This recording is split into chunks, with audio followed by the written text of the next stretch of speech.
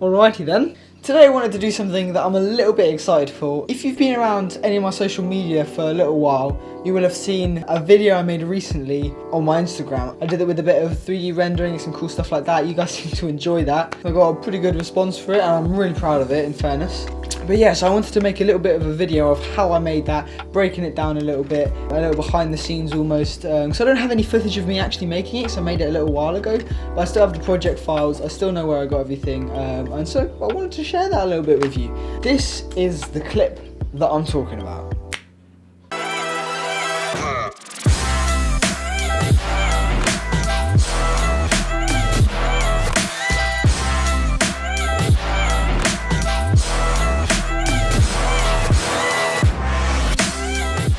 First things first, I went to a site called Blend Swap where I found an iPhone XS Max model that someone had made for free. If you just look up on the internet free iPhone X models, there's various things on here as well that you can download that look pretty realistic. I used this one right here, which had a license, Creative Commons Attribute 3.0. I stayed within the rules, so that means I can use it for my project. So I downloaded this project, then I brought it into Blender, which then gave me a phone like this. Now what I was quite pleased about was that it actually came with some lights, so I could transform these lights as a whole if I made them an object through this transform bar and change the location.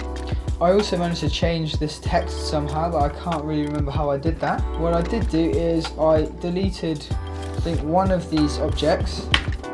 So then what I did was I moved this camera to 0, 0, 0. So I moved it up first of all and played with the rotation and the position until I could get a nice sort of shot of this phone. So then I sort of animated the lights to have with keyframes where I, for example, moved them completely left, put a keyframe in, and then moved over 30 frames or so, and then put them completely left and put a keyframe in. So then when that played back, they move across. From the camera point of view, I could work out what exactly I wanted, set all the rotation to 0, 0, 0, and then played with the position till I got a nice shot lined up like that.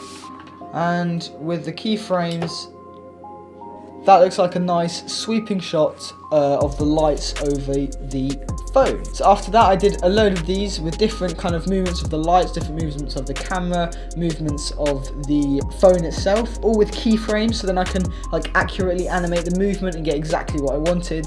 After I'd done that, I exported all of them. It took a long time because, you know, it's heavy exporting in a Blender, especially a file size like this, but I left it overnight, over a couple nights, and it all rendered.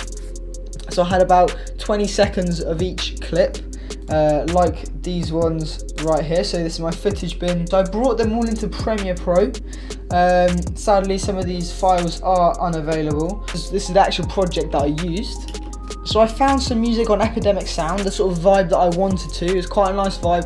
I liked it, and it sort of fitted with what I was making. Sadly, I don't have that file anymore. I can't remember what the song was. So it has actually removed it from the project because I don't have it on my PC anymore. It set a structure that I could edit to, so I could find the beats in there that I could cut on. I could sort of formulate a nice sort of flow around the music so that it wouldn't sound weird, like it would if I just edited something together and just slopped some music on. It just doesn't flow. So what I did instead was got the music, put it in, and then found a bit of the music that I liked, so the drop, so it sort of builds up to the drop and then into the drop. Don't know what that was.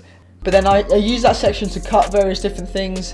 This shot right here of the phone coming into view like this, I thought that would be nice to go with the build, because the suspense of what this flying object is comes with the suspense of the song. And then on the beat drop was this cut right here, that would cut to this other shot, because at this point you know what it is. It's a iPhone, right? So this have some more detailed shots of it.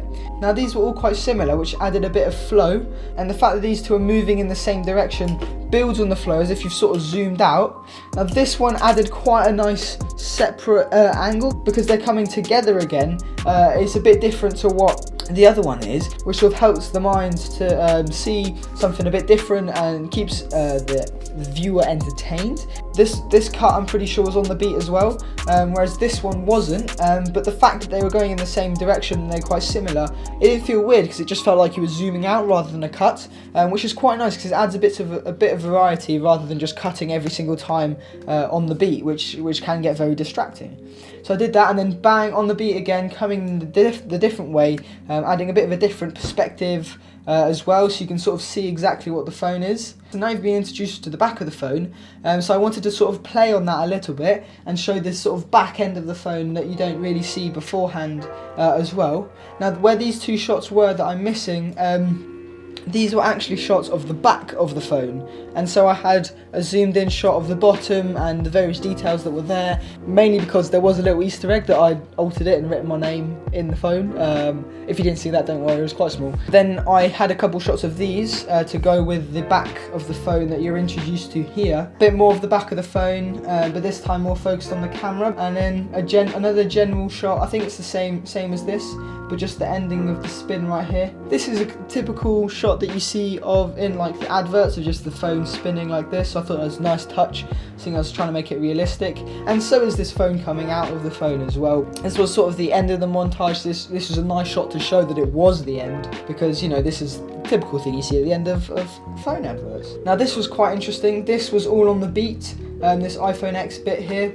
I was quite pleased with this. You see this, I think you see this in Apple adverts, but you definitely see it in other adverts where they have the kind of the phone name and that pops up in the brand and stuff. So I thought that was again quite a nice touch. Tried to replicate the font as much as I could.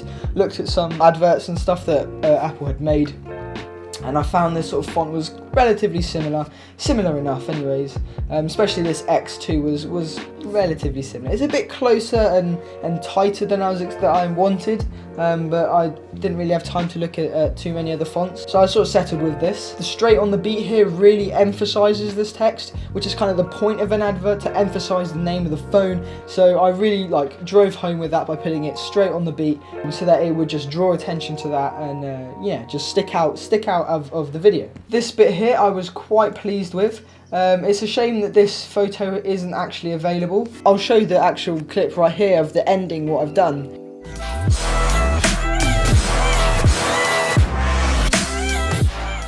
And so the ending there, as you see, that is kind of the Apple logo that comes in. I couldn't find a white transparent Apple logo with a cutout, you know, in the middle. There was a black one online that had a cutout of the Apple logo in the middle, and so I took that into Premiere and basically applied invert effect. Basically flips the colour to, yeah, just inverts the colour. This is quite handy for black and white video because you can change it to black, from black to white or white to black.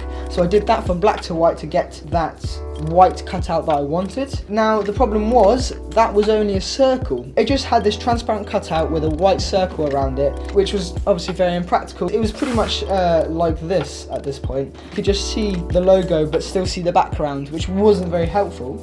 So what I did was I did the same sort of thing. I got a black video and inverted it from black to white. Got a simple mask which I keyframed in. I keyframed a circle to go around the circle of the Apple logo, so that the whole background would be white at that point and not just the bit that surrounds the cutout. Just as a safety precaution, just to kind of, you know, put my name on it to show that it actually was me, I added this simple text layer that said "not a real advert, video made by Bauge," which again, yeah, credits me, and don't know what repercussions I would get, but just stops them, you know. So that was just quite handy, and you know, it sort of looks like the text, the white text you get at the bottom of an Apple advert anyways.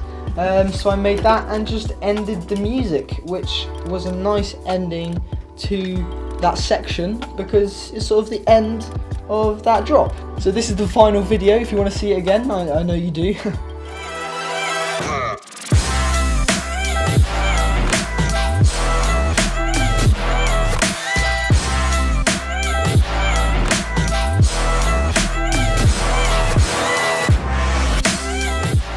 me a little while, but yeah, something really simple that I actually really enjoy to make, and it looks really effective. I mean, I'm pretty sure it could pass as an Apple advert, maybe.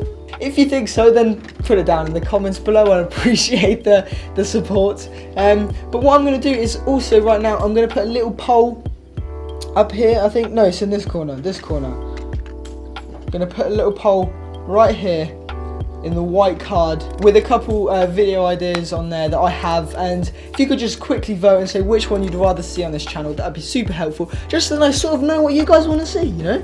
Don't forget to subscribe, it really helps me out. I massively appreciate it. Thank you very much guys for watching. Good luck with your editing. If you want to see another video that I've made, please watch this video. This video is so good. It's the shortest Premiere Pro tutorial on the internet. Even if you know how to use Premiere Pro, just watch it anyway. You might find something that you like, that you didn't know before. But yeah, highly recommend that. Go check that out, and yeah, see you soon.